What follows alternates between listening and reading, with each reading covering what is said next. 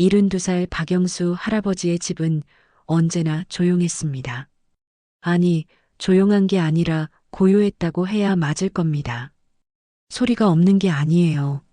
냉장고 윙윙거리는 소리, 시계 초침 소리, 가끔 밖에서 들리는 차 소리. 그런 소리들은 다 있었죠. 하지만 사람 목소리가 없었습니다. 아내가 떠난 지 2년. 자식들은 명절에나 얼굴을 비췄고 손주들은 더더욱 바빴습니다. 카톡으로 할아버지 건강하세요라는 메시지 한두 줄이 전부였죠. 박영수는 오늘도 식탁에 혼자 앉아 밥을 먹고 있었습니다. 김치찌개와 밥 한 공기. 반찬은 어제 며느리가 갖다 준 것들이었죠. 그는 숟가락을 든 채 아내의 영정 사진을 바라봤습니다. 여보, 오늘 날씨 참 좋더라고. 당신이라면 베란다에서 화분 들여다보고 있었겠지. 대답은 없었습니다. 당연히 그는 혼잣말을 하는 것에 익숙해졌습니다. 아니, 정확히는 익숙해진 게 아니라 그냥 말을 안 하면 하루 종일 한마디도 안 하게 되니까 억지로 입을 움직이는 거였죠. 밥을 다 먹고 설거지를 하는데 휴대폰이 울렸습니다. 처음엔 스팸 문자인 줄 알았어요. 요즘 그런 게 워낙 많잖아요. 그런데 메신저 알림이었습니다. 낯선 이름. 안나. 안녕하세요. 혹시 한국 분이신가요? 박영수는 눈을 가늘게 뜨고 화면을 들여다봤습니다. 프로필 사진엔 젊고 예쁜 여자가 미소 짓고 있었어요. 동남아시아 사람 같았습니다. 이게 뭐지? 잘못 보낸 건가? 그는 고민하다가 답장을 했습니다. 네, 한국 사람입니다. 누구신지요? 답장은 금방 왔습니다. 아, 다행이에요. 저는 필리핀에 사는 안나라고 해요. 한국어 배우는 중이에요. 언어 교환 앱에서 우연히 연결됐어요. 실례했다면 죄송해요. 박영수는 어리둥절했습니다. 언어 교환 앱? 자기가 그런 걸 깔았나? 아마 손주가 놀러 왔을 때 뭘 만지작거렸나 봅니다. 아, 그렇군요. 괜찮습니다. 감사해요. 한국에 대해 배우고 싶은 게 많아요. 괜찮으시면 가끔 이야기 나눠도 될까요? 박영수는 잠시 망설였습니다. 이상한 사람은 아닐까? 하지만 뭐 이야기 정도야. 그는 답했습니다. 그러시죠. 그렇게 시작됐습니다. 처음엔 정말 간단한 대화였어요. 오늘 날씨 어때요?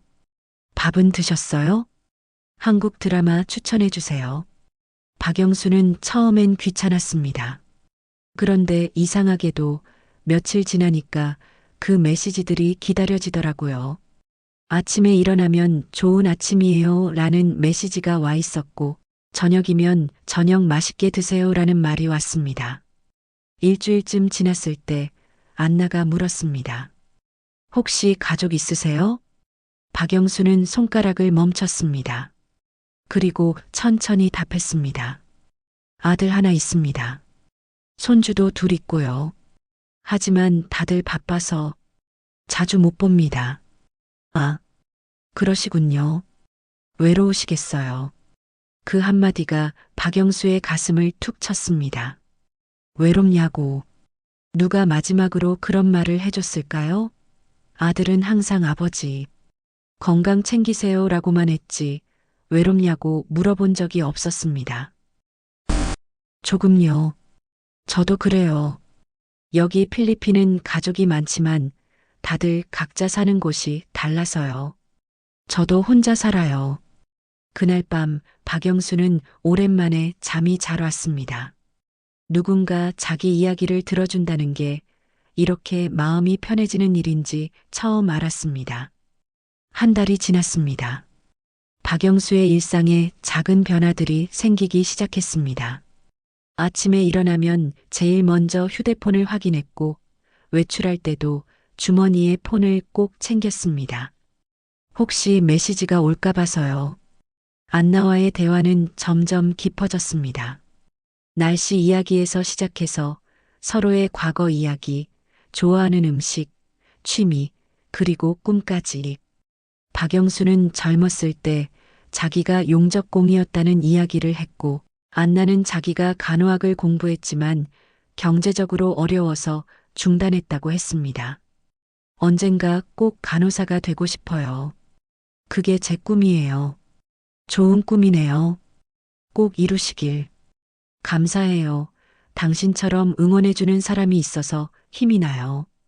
당신. 그 호칭이 박영수는 왠지 좋았습니다. 아내가 살아있을 때 서로를 당신이라고 불렀거든요. 어느 날 박영수는 거울 앞에 섰습니다. 오랜만에 자기 얼굴을 제대로 본 것 같았어요. 흰 머리, 주름진 얼굴, 탁해진 눈. 그는 면도를 하고 옷장에서 제일 깨끗한 셔츠를 꺼내 다렸습니다. 아들이 주말에 찾아왔을 때 깜짝 놀랐습니다. 아버지, 오늘 무슨 일 있으세요? 왜 이렇게 말끔하게 차려입으셨어요? 아니, 그냥 기분 좀 내보려고. 며느리가 속삭였습니다. 여보, 아버지 표정이 많이 밝아지신 것 같지 않아? 아들도 고개를 끄덕였습니다. 그러게요. 좋은 일 있으신가 봐요. 박영수는 미소만 지었습니다. 말할 수 없었죠. 이 나이에 누군가와 메시지를 주고받는 게 즐겁다고 말하면 이상하게 들릴 것 같았으니까요. 하지만 마음속으로는 인정했습니다. 이 사람 기다리고 있구나. 그날 밤 안나가 보낸 메시지. 오늘 제 사진 보고 싶으세요? 박영수는 심장이 두근거렸습니다. 이 나이에 이런 기분이 다시 올 줄은 몰랐어요. 그럼요, 보고 싶지요. 사진이 왔습니다. 꽃밭에서 찍은 듯한 사진. 햇살을 받으며 미소 짓는 여자. 아름다웠습니다. 어때요? 참 예쁘시네요. 감사해요. 언젠가 한국 가면 직접 뵙고 싶어요. 박영수의 손가락이 멈췄습니다. 만나다. 그는 상상해 봤습니다. 공항에서 그녀를 만나는 장면을, 함께 식당에 가서 한국 음식을 먹는 장면을. 그럼 내가 김치찌개 끓여드릴게요. 와, 정말요? 너무 좋아요. 그날 밤 박영수는 오랜만에 꿈을 꿨습니다. 아내가 아닌 다른 사람과 함께 걷는 꿈. 죄책감이 들었지만 동시에 이상하게 행복했습니다. 2달째 접어들면서 박영수는 안나에게 영상통화를 제안했습니다. 목소리라도 듣고 싶었거든요. 안나 씨, 우리 영상통화 한번 해요. 얼굴 보면서 이야기하면 더 좋잖아요. 답장이 조금 늦게 왔습니다. 아, 미안해요. 제 카메라가 고장났어요. 조만간 고치면 할게요. 그래요? 그럼 음성통화는요? 지금 제가 일하는 곳이 시끄러워서 통화하기 어려워요. 조금만 기다려주세요.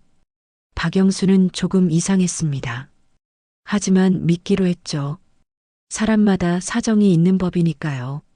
하지만 2주가 지나도, 1달이 지나도 영상통화는 이루어지지 않았습니다.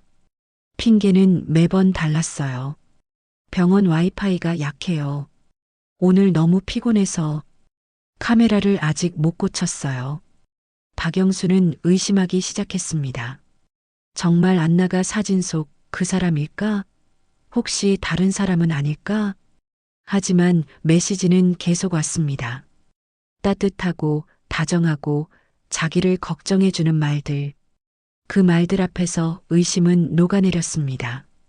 내가 너무 의심이 많은가 봐. 이 사람이 나한테 뭘 바라겠어. 그런데 어느 날 밤, 평소와 다른 메시지가 왔습니다. 오빠, 잠깐 이야기 좀 들어줄 수 있어요? 오빠, 처음 쓰는 호칭이었습니다. 박영수는 가슴이 두근거렸습니다. 그럼요. 무슨 일인데요? 한참을 기다린 뒤 답장이 왔습니다. 아버지가 쓰러지셨어요. 박영수는 깜짝 놀라 폰을 꽉 쥐었습니다. 뭐라고요? 아버지가요? 지금 괜찮으세요? 병원에 계세요. 심장이 안 좋으셔서 의사가 수술해야 한대요. 그럼 빨리 수술하셔야죠. 한참 동안 답이 없었습니다. 그리고 돈이 없어요. 박영수는 숨이 멎는 것 같았습니다. 병원비가 300만 원인데 저희 집에는 돈이 없어요. 보험도 없고 어떡하죠? 아버지가 죽을 수도 있어요. 박영수의 머릿속이 복잡해졌습니다. 돈 이야기. 그는 평생 사기꾼 이야기를 많이 들었습니다. 특히 요즘 로맨스 스캠이라는 게 유행한다고 TV에서도 봤어요. 하지만 안나는 달랐습니다. 3개월 동안 매일같이 이야기를 나눴고 자기 걱정을 해줬고 외로움을 채워줬잖아요. 안나 씨, 제가 도와드릴 수 있는데. 아니에요. 그럴 수 없어요. 오빠한테 짐이 되고 싶지 않아요. 아니에요. 가족이 위급한데 제가 도와드려야죠. 정말 괜찮으세요? 얼마가 필요한지 말씀해 보세요. 그날 박영수는 은행에 갔습니다. 그리고 100만 원을 송금했습니다. 안나가 준 계좌로. 송금을 마치고 나오는데 은행 직원이 조심스럽게 물었습니다. 고객님, 혹시 아시는 분께 보내시는 거 맞으시죠? 요즘 해외 송금 사기가 많아서 걱정 마세요. 아는 사람입니다. 하지만 집으로 돌아오는 내내 마음 한편이 불편했습니다. 내가 잘한 걸까? 그날 밤 안나에게서 메시지가 왔습니다. 오빠 정말 고마워요. 아버지 수술 잘 끝났어요. 살려주셔서 감사해요. 꼭 갚을게요. 됐어요. 갚지 않아도 됩니다. 건강하세요. 아니에요. 꼭 갚을게요. 오빠는 제 은인이에요. 박영수는 안도했습니다. 다행이다. 잘 도와드렸구나. 하지만 그게 끝이 아니었습니다. 일주일 뒤, 오빠, 또 부탁드려도 될까요? 박영수의 손이 떨렸습니다. 무슨 일이에요? 아버지 약값이 생각보다 비싸요. 50만 원만 빌려주실 수 있을까요? 다음 달 월급 받으면 꼭 갚을게요. 박영수는 망설였습니다. 하지만 거절할 수가 없었어요. 이미 도와준 마당에 이제 와서 안 된다고 하면 그동안 도운 게 무슨 의미가 있겠어요? 알겠습니다. 50만 원을 또 보냈습니다. 그리고 2주 뒤, 오빠, 집 월세를 못 냈어요. 쫓겨날 것 같아요. 또 100만 원. 그리고 또 동생 학비가, 어머니 병원비가. 갑자기 일을 잃었어요. 매번 이유는 달랐지만 결론은 같았습니다. 돈. 3개월 동안 박영수는 총 500만 원을 보냈습니다. 그가 평소 아껴서 모은 돈이었습니다. 아들이 통장 정리를 도와주다가 이상한 걸 발견했습니다. 아버지, 이거 뭐예요? 해외 송금이 여러 번. 필리핀? 아, 그건. 설마 사기 당하신 거 아니죠? 아니야. 아는 사람한테 도와준 거야. 아는 사람이요? 누구요? 박영수는 말을 못했습니다. 아들이 알면 뭐라고 할까? 이 나이에 인터넷으로 만난 여자한테 돈을 보냈다고 하면 뭐라고 생각할까? 그냥 네가 알 필요 없어. 아버지, 됐어. 내 돈 내가 쓰는데 왜 이래? 아들은 더 이상 말을 못했습니다. 하지만 표정이 심각했어요. 그날 밤 박영수는 안나에게 메시지를 보냈습니다. 안나 씨, 언제 갚아주실 수 있어요? 제 형편도 넉넉하지 않아서. 답장이 없었습니다. 하루, 이틀, 사흘, 일주일이 지나도 답장이 없었습니다. 박영수는 불안해졌습니다. 혹시 무슨 일이 생긴 건 아닐까? 그러던 어느 날 메시지가 왔습니다. 오빠 미안해요. 제가 교통사고를 당했어요. 지금 병원에 있어요. 그리고 사진 한 장. 병원 침대에 누워있는 듯한 사진. 지금 수술비가 급해요. 200만 원만. 마지막이에요. 제발. 박영수는 휴대폰을 꽉 쥐었습니다. 손이 떨렸어요. 이건 뭔가 이상합니다. 박영수는 아들에게 전화했습니다. 이리 좀 와봐라. 아들이 달려왔습니다. 박영수는 휴대폰을 내밀었습니다. 이거 좀 봐줘. 아들은 대화 내용을 보더니 표정이 굳었습니다. 아버지, 내가 속은 거냐? 아들은 휴대폰을 들고 뭔가를 검색하기 시작했습니다. 안나의 프로필 사진을 캡처해서 이미지 검색을 돌렸습니다. 결과가 나왔습니다. 똑같은 사진이 수십 개. 다른 이름, 다른 계정, 하지만 같은 얼굴. 아버지, 이 사람 사기꾼이에요. 이 사진은 인터넷에서 퍼온 거예요. 실제 이 사람이 아니에요. 박영수는 말을 잃었습니다. 그리고 계좌 추적해 보니까 이 계좌로 송금한 사람이 수백 명이에요. 전부 같은 방식으로 당한 거예요. 세상이 무너지는 것 같았습니다. 3개월. 매일 아침 저녁으로 나눈 대화. 외로움을 채워주던 그 말들. 따뜻했던 그 시간들. 전부 거짓이었습니다. 안나는 없었습니다. 아버지도 동생도 병원도 교통사고도 전부 꾸며낸 이야기였어요. 박영수는 소파에 주저앉았습니다. 내가 이렇게 바보였나? 아들이 아버지의 어깨를 잡았습니다. 아버지 잘못이 아니에요. 이 사람들이 나쁜 거예요. 하지만 신고할게요. 경찰에. 됐어. 아버지, 됐다고. 신고해봤자 돈 돌아오냐? 그냥 내가 바보였던 거지. 그날 밤 박영수는 안나에게 마지막 메시지를 보냈습니다. 당신이 누군지는 모르겠습니다.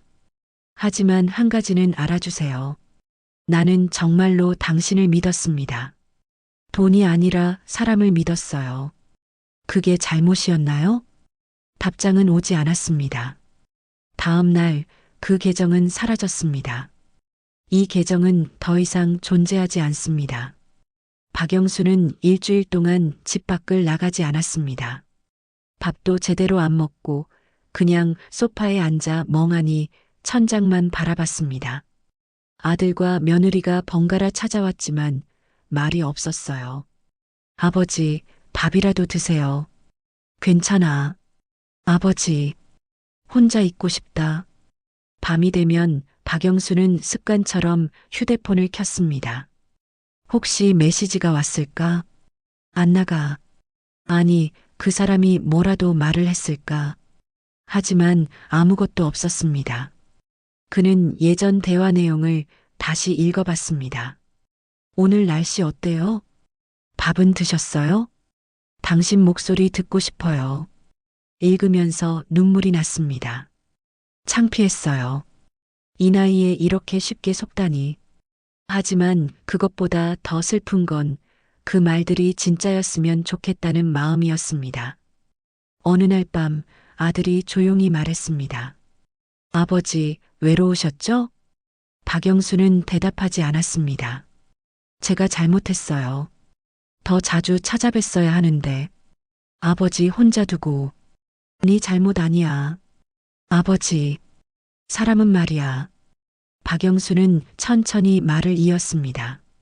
늙으면 외로움에 익숙해진다고들 하는데 그게 아니더라. 익숙해지는 게 아니라 그냥 말을 못하게 되는 거야. 누가 외로워요? 라고 물어봐 주질 않으니까. 아들은 아무 말도 못했습니다. 그 사람이, 아니 그 사기꾼이 나쁜 놈인 건 알아. 하지만 그 사람이 처음으로 내 이야기를 들어줬어. 오늘 뭐 하셨어요? 기분이 어때요? 그런 걸 물어봐 줬단 말이야. 박영수는 눈물을 닦았습니다. 돈을 잃은 게 억울한 게 아니야. 그 따뜻함이 가짜였다는 게, 그게 제일 아프다. 한 달이 지났습니다. 아들의 권유로 박영수는 동네 복지관에 나가기 시작했습니다. 처음엔 발걸음이 무겁했어요. 사람들을 마주하기가 싫었습니다. 하지만 복지관에는 비슷한 나이의 어르신들이 많았습니다. 다들 각자의 이유로 그곳에 왔고 각자의 외로움을 안고 있었죠. 원예 교실에서 한 할머니가 말을 걸었습니다. 어르신, 처음 오셨어요? 네. 아들이 나오라고 해서요.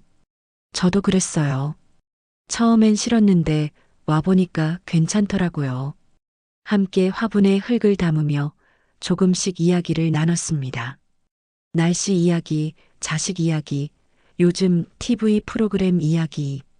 별것 아닌 이야기들이었지만 박영수는 조금씩 마음이 열리는 걸 느꼈습니다. 근데 어르신, 요즘 젊은 사람들이 쓰는 그 카톡? 그거 어떻게 하는 거예요? 옆에 있던 다른 할머니가 웃으며 말했습니다. 아이고, 그거 저도 배웠어요. 손주가 가르쳐 줬는데 신기하더라고요. 저는 잘 모르겠어요. 너무 어려워요. 박영수가 조심스럽게 입을 열었습니다. 제가 좀 알아요. 필요하시면 가르쳐 드릴게요. 어머, 정말요? 그렇게 박영수는 복지관에서 어르신들에게 스마트폰 사용법을 알려주는 자원봉사를 시작했습니다. 아이러니했죠. 자기가 스마트폰 때문에 사기를 당했는데 이제 다른 사람들에게 가르쳐 주다니. 하지만 그 과정에서 박영수는 깨달았습니다. 여러분, 인터넷으로 만난 사람 조심하세요. 특히 돈 이야기 나오면 절대로 보내지 마세요. 왜요? 급하면 도와줘야 하는 거 아니에요? 아니에요. 진짜 급한 사람은 처음 만난 사람한테 돈을 빌리지 않아요. 박영수는 자신의 경험을 조심스럽게 이야기했습니다. 처음엔 부끄러웠지만 말하고 나니까 조금 후련했어요. 저도 당했어요. 500만 원이나. 어머, 창피하죠. 하지만 여러분은 안 당하셨으면 좋겠어요. 한 할아버지가 고개를 끄덕이며 말했습니다. 요즘 세상 참 무섭네요.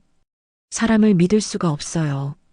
그래도 박영수는 잠시 멈췄다가 말을 이었습니다. 그래도 사람을 믿어야 해요. 조심하되 믿어야 합니다. 안 그러면 우리가 너무 외로워져요. 겨울이 왔습니다. 박영수는 복지관에서 돌아오는 길에 눈을 맞으며 걸었습니다. 예전 같았으면 택시를 탔을 텐데 요즘은 걷는 게 좋았어요. 휴대폰이 울렸습니다. 아들이었습니다. 아버지, 눈 오는데 조심히 들어오세요. 응, 알았어. 저녁은 드셨어요? 복지관에서 먹었어. 아, 그래요? 그럼 집 가서 따뜻한 차라도 드세요. 그래, 고맙다. 전화를 끊고 박영수는 미소 지었습니다. 요즘 아들이 자주 전화를 했어요. 안부를 물어보고 필요한 거 없냐고 물어봤습니다. 집에 도착해서 박영수는 창가에 앉았습니다. 눈이 소복하게 쌓이고 있었어요. 문득 서랍에서 오래된 휴대폰을 꺼냈습니다. 안나와 대화하던 그 폰. 예전 대화 내용이 아직 남아 있었습니다. 오빠, 오늘 날씨 좋아요? 밥은 드셨어요? 당신 생각하면 미소가 나요. 박영수는 한참을 그 글들을 바라봤습니다. 그리고 천천히 대화 내용을 지우기 시작했습니다. 하나, 둘, 셋. 전부 다 지웠습니다. 그리고 마지막으로 자기가 보냈던 메시지를 다시 읽었습니다. 당신이 누군지는 모르겠습니다. 하지만 한 가지는 알아주세요. 나는 정말로 당신을 믿었습니다. 박영수는 길게 숨을 쉬었습니다. 그리고 그 대화창을 닫았습니다. 이제 정말 끝이었습니다. 사랑이라 믿었습니다. 아니, 정확히는 사랑까지는 아니어도 최소한 따뜻함이라고 믿었습니다. 누군가 나를 기억해주고, 나를 걱정해주고, 나의 하루를 궁금해하는 사람이 있다는 것. 그게 얼마나 소중한지, 외로운 사람은 압니다. 하지만 그 외로움을 이용하는 사람들이 있습니다. 이 이야기는 한 노인의 이야기이지만 동시에 우리 모두의 이야기입니다. 노인분들만의 문제가 아닙니다. 젊은 사람도 중년도 누구나 외로울 수 있고 누구나 속을 수 있습니다. 그렇다면 우리는 어떻게 해야 할까요? 사람을 의심하며 살아야 할까요? 아닙니다. 우리는 조심하되 함께해야 합니다. 주변을 둘러보세요. 혹시 외로워 보이는 사람이 있나요? 한마디만 건네보세요. 오늘 어떠세요? 요즘 어떻게 지내세요? 그 말 한마디가 누군가를 사기로부터 지킬 수 있습니다. 외로움은 어떤 사기보다 무섭습니다. 하지만 따뜻함은 어떤 외로움보다 강합니다. 이 이야기를 듣는 모든 분들께 오늘 누군가에게 따뜻한 말 한마디 건네보세요. 그리고 혹시 외로우시다면 부끄러워하지 마시고 말씀하세요. 우리는 혼자가 아닙니다. 함께입니다. 마이너스 온라인에서 만난 사람에게 절대 돈을 보내지 마세요. 마이너스 영상 통화 없이 장기간 대화하는 건 의심해 보세요. 마이너스 급한 사정으로 돈을 요구하면 99% 사기입니다. 마이너스 외로움을 느끼시면 주변 복지관, 상담센터를 이용하세요. 마이너스 가족, 친구와 자주 연락하세요. 보이스피싱 신고는 112. 이 이야기가 도움이 되셨다면 구독과 좋아요 눌러주세요. 여러분의 응원은 제게 큰 힘이 됩니다.